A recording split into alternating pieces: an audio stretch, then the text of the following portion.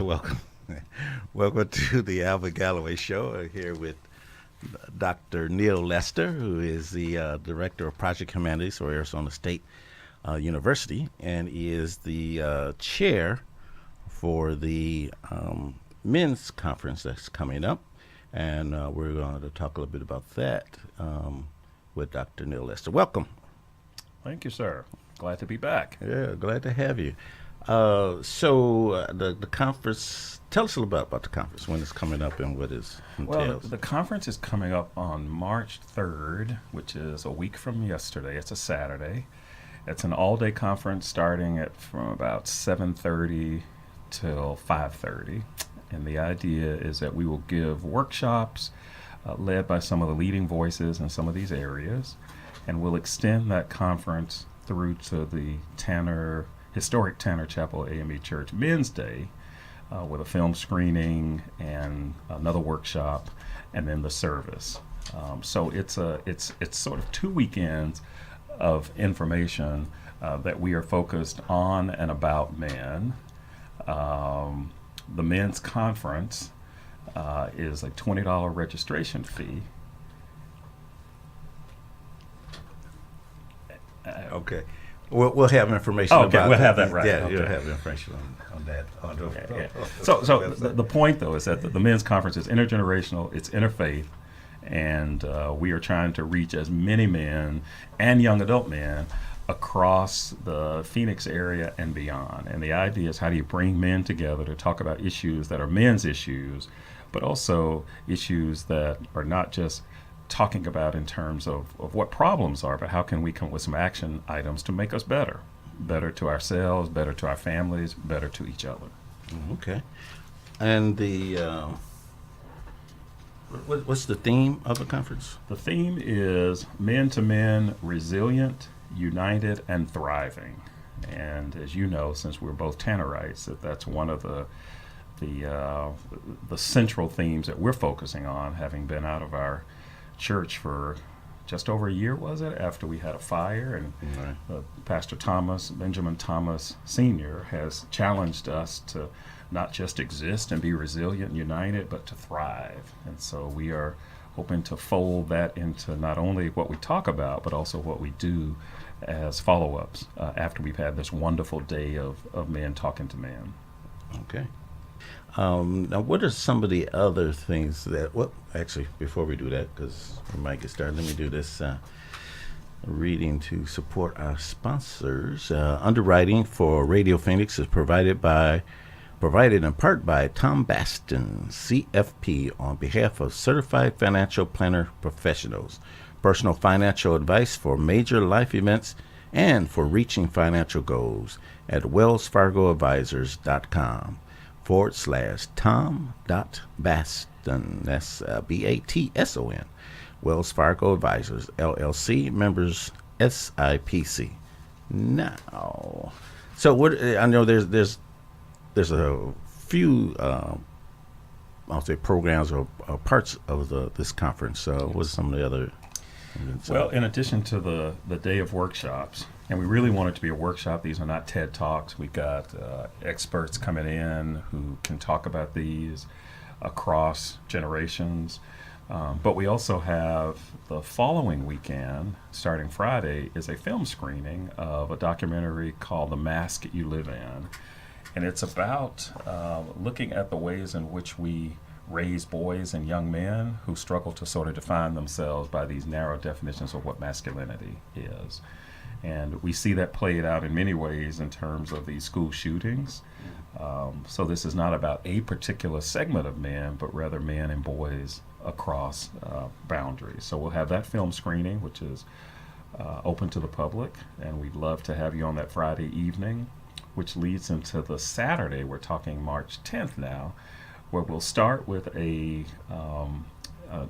men's outreach effort that's connected to our ASU Project Humanities Saturday service, and we'll be delivering new underwear to some adult men experiencing homelessness down in Central Phoenix. And that's not slightly used, but new in the package. That's very new in package, and all sizes. And all sizes. And it's to remind people that being clean and feeling some human dignity is Right. not anything that people should have to sacrifice because of a circumstance. Absolutely. So we're hoping that the men of we know that the men of Chandler and the women of Chandler are bringing those items for us to distribute, and the men will go down and distribute. So that's from 6:30 to 8:30 a.m., and then we will leave that and come to the Tanner Chapel campus to do the youth workshop on bullying and self-harm. Now, go back to the underwear thing. Now, anybody can drop some off. We hope everybody will bring so something. they can drop it off at the Tanner. And people have office started to building. do that. Yes. Okay. Or they can contact me. I'm very easy to find, and I'll come and get them. Oh, good. Good. And it's one of those things that what I've noticed in the 5 years that Project Humanities has been doing this kind of outreach is that those things that we most take for granted are the things that people don't have, and they really, really, really need in order to have the support they want, whether it's socks, underwear, Right. toothpaste, toothbrushes. But we're going to focus on underwear this time. Okay. Because you do a project down there like every other week. Every other Saturday, we're down there, and for 2 hours, and it's a valley-wide effort. We've had ages from Boy Scouts to retirees. It is, again, multi-generational, multi-ethnic, professional. We've had faculty members visiting from Pakistan who have come down. It really is transformative, and we have anywhere from 150 to 200 adults experiencing homelessness, and we become volunteer shoppers to support them in the items that we have donated and sorted and gathered and distribute them during that 2 hour period. Okay. And if people want to, outside of the men's conference, but Right. want to donate Yes. clothing and stuff, how do they do that? Just contact Project Humanities at Arizona State University and look at the tab under initiatives called Service Saturdays, and it'll say Homeless Outreach. And we are okay. welcome to be as accommodating as we can. I will say that what I've noticed over the 5 years is that we do have 75% of those we support are men, and there are lots of reasons for that. So we're at capacity for women's items, Need more but men. we definitely need men's stuff. Right. And as we said, there's several reasons for that 75% of those who are unstable are men. So we are desperately in need of men's stuff, and that's clothing, that's shoes, underwear, razors, all those kinds of things that many have and take for granted. So when you go traveling and you get those little bottles of toiletries that you don't know what to do with, Right. Bring them back, because those are perfect for people who are transient, Right. and who want that same sort of dignity that comes from feeling like you're clean. Yeah, and you can also, as I've done on a few occasions, ask the housekeeping staff to say, "Can I have a few extra?" See, I didn't realize Yeah, that. yeah, to take with me, and they say, "Oh, sure." Well, that's it. That's a strategy. I didn't know, because what I've been doing is putting mine in my, my that I paid for. Right, So it's right. not as if I'm taking something Right, that's not yeah, mine. right. But I don't necessarily wash my hair every day. Right, and true, so I true. can use those items and Yeah, bring them back. yeah. And it's interesting because people often don't know what to do with them. So you see people sort of getting them, and then they sort of stash them away until we Right. say, well, here's a need for them. And things like deodorant. Yeah. Those kinds of things have been wonderful, and we've had wonderful responses from people who hear about this, because this is something that everybody can participate in. Yeah. Even if you can't come down from 6:30 to 8:30, because people have commitments. Mostly I've heard is people say it's too early. Right. But homelessness and hunger It's and instability, 24 hours. it's 24. And I realize that we're not saving the world, but there's something about offering some words of kindness to someone, and also receiving gratitude Right. for decentering ourselves and focusing on somebody else. It really changes your perspective. Yeah. It changed my perspective. Yeah, and you never know how that touches a person. Oh my gosh. Yeah. From deep within inside them. Right. Well, and sometimes that's the only, that there's another partner group that's called I Have a Name Project. And they deal with homeless outreach too. And there's something about just giving someone a name. Right. Not giving someone a name, but So we hearing, can- understanding somebody else's Right. name. Yeah. It humanizes. Yeah, asking them what their Asking name them. is and Right. and And giving referring some to them. agency and Right. saying, I'm your personal shopper. Right. So let's Yes. look for what you want. I mean, how many of us get personal shoppers? Not Somebody many. pointed that out. They said, see, we can come down here and get good stuff.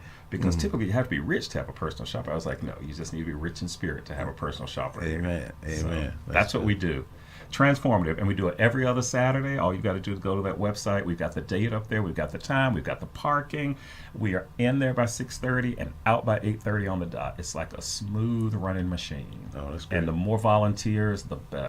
The Dr. Lester, the bullying workshop. Who's conducting that? That is a well-known and popular facilitator here, Calvin Terrell. He's the founder and lead equity coach of an organization called Social Centric Institute, and it's to educate and train all ages to enhance human interactions for global progress. He has worked with Justice Anytown, has worked with Upward Bound at ASU. For 20 years, he's been leading workshops on diversity and equity and justice building, and was even called in, I believe, to do some work with Oprah's production company. Oh, so right. Oh, okay. This is the best of the best we've got I'm leading these telling you. workshops. Oh. He's not ragamuffins we got reading. Not that a ragamuffin couldn't do it, Right. but no, we very specifically targeted people who would bring something beyond kind of the everyday to these conversations. So I think that we've got an excellent representation of workshop facilitators, and that one in particular, that workshop, as you'll recall, as a member of the planning team, came from the young boys in high school. Right. He said, so Right. what would be a topic that you would be responsive to, in addition to the ones that we're going to be doing on the 3rd? Right. And they said bullying and self-harm. And I don't know about you, but I was kind of like, rocked a little bit. Yeah, because it's. I guess we really don't know the challenges they face, in school, Right. and with. It's not like in our day. The only bullying you had was face to face. Right. So you knew who the bully was. You knew who the bully was. Right. Now it's on, the internet and was it Snapchat, and Right. Instagram, and all Right. these other social media outlets. So you can get bombarded by Right. things, and it affects your ability to cope. Well, and just the form of the bullying now takes all these ways that you can't always control. And Right. I thought that the fact that the young people were acknowledging this was a sign that we needed to step up and do something about it and say something, Right.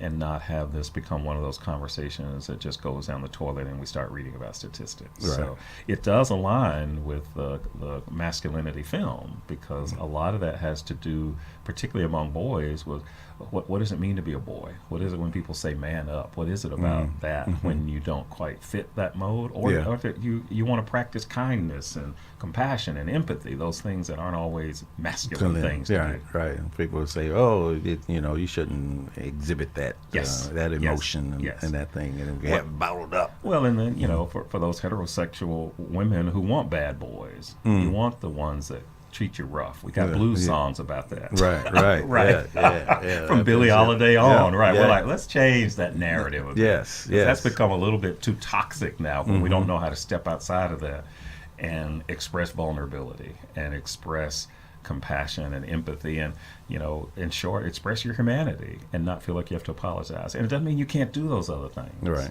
That's what we're looking at. Yeah. Just want to mention a few things. I know there's been a truckload of folks that went out to see Black Panther, and it's setting records. I think it's one of the highest grossing Marvel comic production so far, and going up and up, and broke records as far as pre-sale. So hats off to the people of Wakanda and all those who went to see it, and many had dressed up in African clothing, Afrocentric clothing, and it's just not black folks going, because they can't break the records just for black folks going.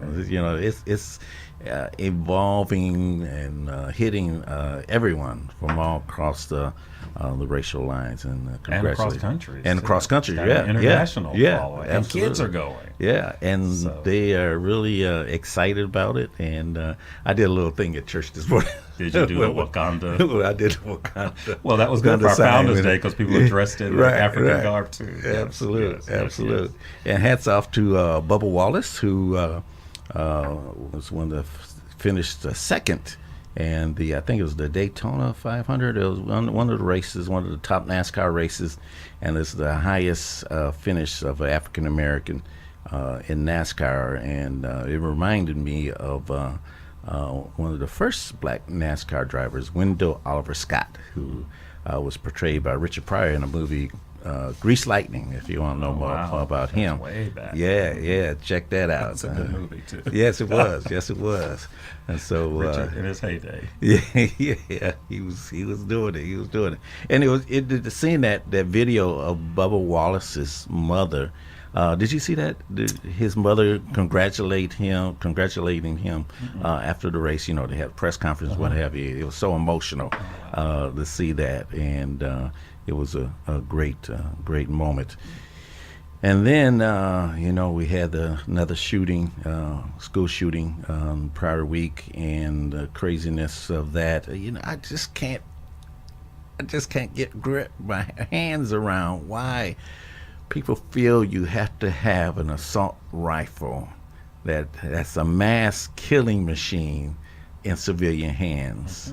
Mm-hmm. It seems like they're more interested in protecting a killing machine than protecting somebody's life, student's life. It just and what I understand, I'm not a lawyer, a constitutional scholar, but I understood the Second Amendment to be about protecting oneself from the government.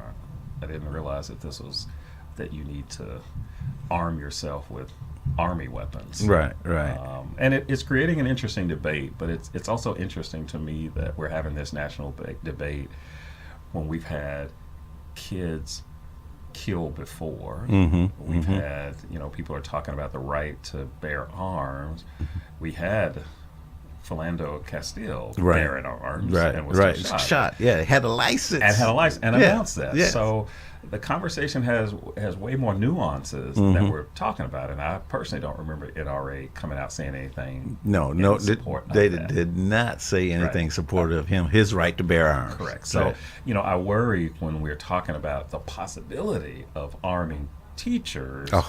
That to me just seems like it could be a nightmare and way more dangerous. And I can't imagine a teacher being trained to try to do that and to try to educate, right, and to somehow expect that to be effective and just a massive mistake. So it is an interesting conversation, but it's a conversation that needs to be taken in some directions that are more complicated than we've had them so far. Should you have it or should you not? Right. And I also hope that the conversation is not just about mental illness, because mental illness isn't the source of this. No, it's not the source. And there are lots of people walking around with different levels of mental illness, and that in and of itself is not something that automatically translates to mass shootings. Right.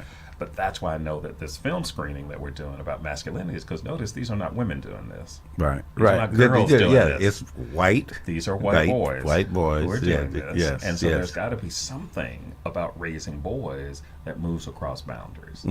And I think I hope that this is not a moment where there's a lot of energy, and then the next thing you know, we just kind of like it goes off the radar until something else happens again. Right. So I'm intrigued or excited by the level of participation of students in this, and their energy in addressing this issue and not letting it hide, holding these politicians, Marco Rubio, the president or the occupant of the White House, and others to the fire in regards to this issue, and hopefully they can continue. And money being taken from certain groups. Right. But I also have to say this, too, because here's the nuance again.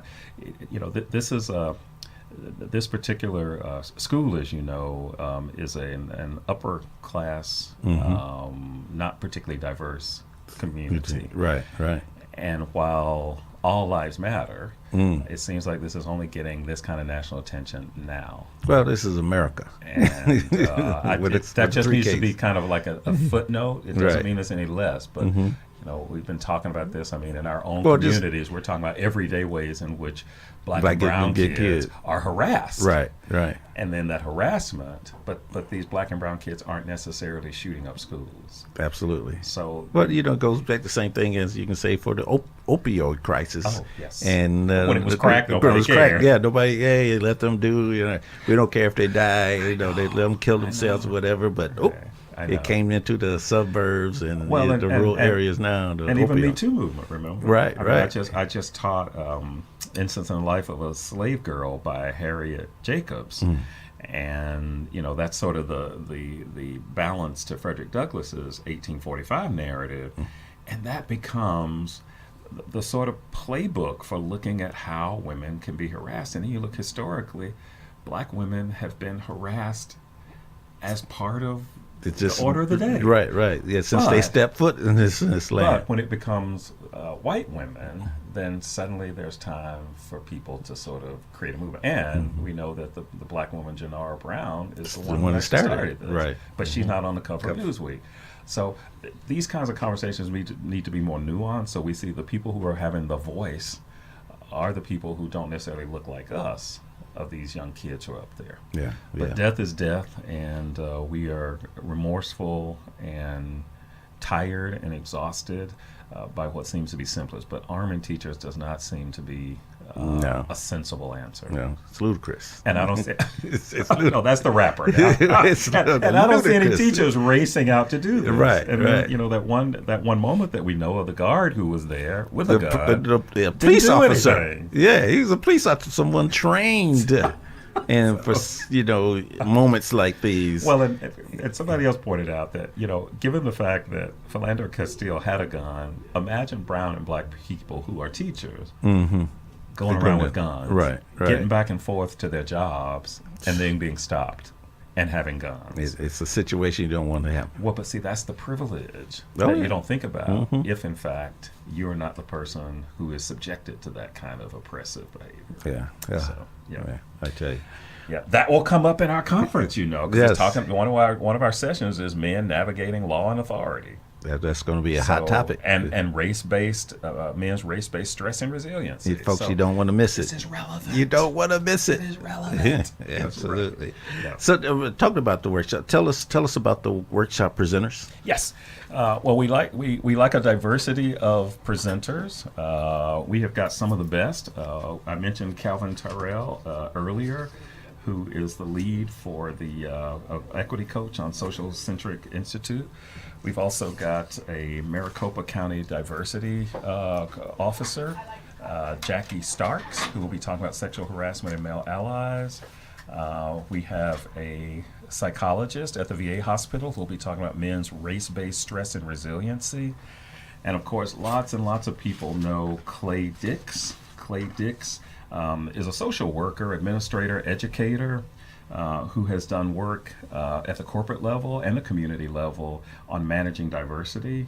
And then we have a number of panelists who will be working or having the conversation about men navigating the law and authority. A judge, Valerie Wells, and one is an attorney, and then another is a retired policeman. And then we have Apostle Earl Newton, who will be talking about spiritually grounded, politically and socially engaged. He's done some really wonderful work related to boys and fathers, particularly in certain urban neighborhoods. And what I like about it is he's going to be blending this sort of spiritually grounded and politically and socially engaged so that we don't see them either or.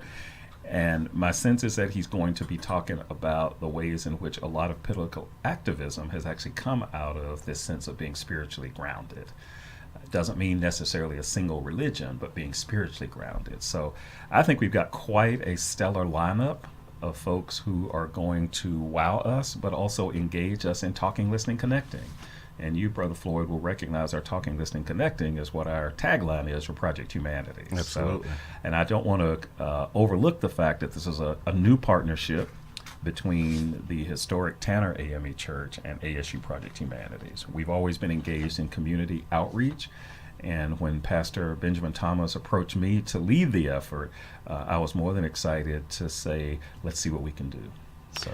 Yeah, it's going to be fabulous. I think it's going to be groundbreaking, and like I said, collaboration between two institutions, and with it being open to all men of all races, to coming together, have a raw discussion, Right. ability to have raw discussion in a safe place. Right. Facilitated discussion. Because it won't be just a gripe Right, session. right, And it's absolutely. also, we'll say also, it's not a therapy group, but sometimes bringing people together can be therapeutic in and of itself. And, we premise this by saying there are lots of opportunities for men to come together if you're in a fraternity. For men to come together for sporting events. But how often do men come together that's not in a barbershop to talk about these sort of critical issues that are informed by the research, and you've got experts who are sort of leading in these efforts, and then with the expressed action to figure out what do you do now that we've acknowledged some of those concerns and challenges. Okay. This is the Alvin Galloway Show here on Radio Phoenix. Programming is supported by Shiner Gold Pomade, regular, special, and clay hair holds for men and women, shave soap, and merchandise at retail locations in the U.S. online or online store to anywhere in the world, the global world, at shinergold.com, Shiner Gold on Facebook. And we're Facebook Live for a minute here. Okay. This is my first time being Facebook Live. You see, these Black Violin doing Ain't No Words to the song. If you had a chance to go check them out this past Saturday. No, not Saturday. When was it? Friday, I believe. Friday, yeah. I was even there, and I can't remember what day it was. Anyway, they put on a wonderful show, of course, sold out at the Chandler Center for the Arts. They really know how to jam. They know how to, I'll say, entertain the crowd. They encourage people to bring out their phones, take pictures, videos, so they can share them and everything, And because you go to a lot of concerts, they're like, oh, don't shut it down. Did Beyonce do that once? Or somebody said no video stop. Yeah, well, Jane Elliott did that. Which right. It's like, Jane, you should have announced that at the very beginning. Right. People would start. It's a little uncomfortable. Yeah, well, I think it builds up their audience, and it gives people an opportunity, to witness it and share it and enjoy it. Right. And you have people dancing in the aisles down by the stage and everything. So it looked like it was fun. I saw some of that. It was. How many violinists are there? There's only two. Just two? Yeah, they became friends. I think it was either middle school or high school. I think it was middle school, whatever. And they were doing the classical thing, during the band or what have you. And then on the off time, they listened to Wu-Tang and all those other folks. So they say, hey, let's play a little of this, a little of that. And See, that's what I like about boundaries. That's what we're going to try to do with this. Move across boundaries. Bring men together. Let's talk. Yeah, so this is the Alvin Galloway Show. We're wrapping it up with Dr. Neal Lester, talking about the men's conference coming up. So what do you hope men who attend the conference, what do you hope that they come out with? Well, I hope they come. Well, I hope they come with a mind open to talking, listening, connecting. But I actually hope that they do share their stories and that they listen to other stories and that there is a connection that we didn't have before we all came together. I hope that there will be opportunities to network, that there'll be access to resources, but that people will come away with, as the pastor said today, fired up and ready to do stuff. It's easy to sit in a room, sometimes easy to sit in a room and talk about what the challenges are. It's more challenging to come up with some strategies of addressing those challenges. So my hope is that once we have committed to being there and that we've also had fun, that we also have some strategies of how we can be better and do better. Okay. Now, where's it going to be again? Yes. The conference itself is at the First Church United Congregational Church here in Phoenix on 1407 North 2nd Street, which is about a block south of McDowell and a little bit west of 3rd Street. So close to the Burton Bar Library. Right. Very easy to find. And if you go on Eventbrite, you'll see all the details of where, what, and that should be spelled out there because we do need a head count. Yeah, yes. Especially if you think you're going to get something to eat. Well, yeah, we want you to stay there all day. But we have built this in such a way that this is not having 100 workshops that then you choose to go to 6.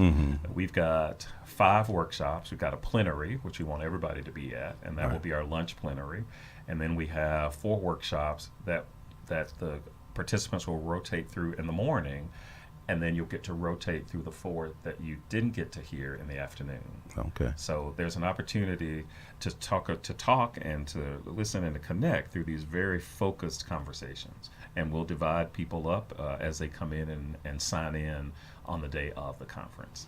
And there will be some, I know there will be some vendor tables sharing information. There'll be some about vendor tables, and those are available. So just reach out and contact us at Project Humanities at Arizona State University, and we can give you details about that. We do want to have a count by Wednesday or Thursday so that we can talk to caterers and make sure that our space will accommodate those folks. Right. So right. there will be opportunities for walk-ins, but we really, really, really want people to sign up early. It makes it so much easier when you can plan. Absolutely. When people commit. Absolutely. And not just show up. But we don't want to turn anybody away. It just makes the planning more challenging. Absolutely. Now I lost my train of thought. I think you had something on the mission again. What do you? Maybe it's that form there. Yeah, what we said when we put this together, we said that that men have many opportunities to bond and connect via sporting events and other fraternal organizations. Typically, the organizations are more inward-looking, though. This conference will allow individuals and groups of individuals to come together to raise awareness of critical issues and to arrive at strategic, personal, and collective goals for advancement and enrichment. This event is an opportunity for men across the Valley of the Sun to have intergenerational, interdenominational, and meaningful critical conversations about those issues that directly affect men's lives. And our audience is from teens and beyond, interfaith, multicultural, student groups, fraternities, men's groups at other sister churches across the Valley. So it's not a churchy conference, even though it is, and I put churchy in air quotes. Right. It is a conference about men's issues. It just happens to be sponsored by ASU Project Humanities and the historic Tanner AME Church Men's Ministry, and held at a church. But we don't want anybody to think that this is an effort to recruit anybody. Right. So you don't have to have religion. You don't.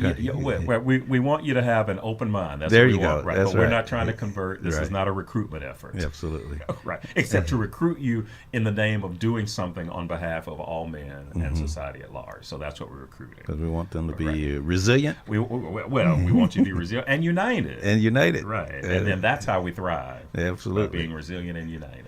All right. And this is the Alvin Galloway Show. I really appreciate Dr. Neal Lester coming out and sharing this information. We'll have the information on our Facebook page. Actually, there's already some information about it on the Facebook page. The Alvin Galloway Show and Project Humanities. And you can also go to the historic Tanner Chapel website to find that information. So we expect to see you there, see your face in the place on March 3rd, and then the subsequent events happening after that. And we'll close out with a little bit of jazz. And we'll be back in the second hour of the Alvin Galloway.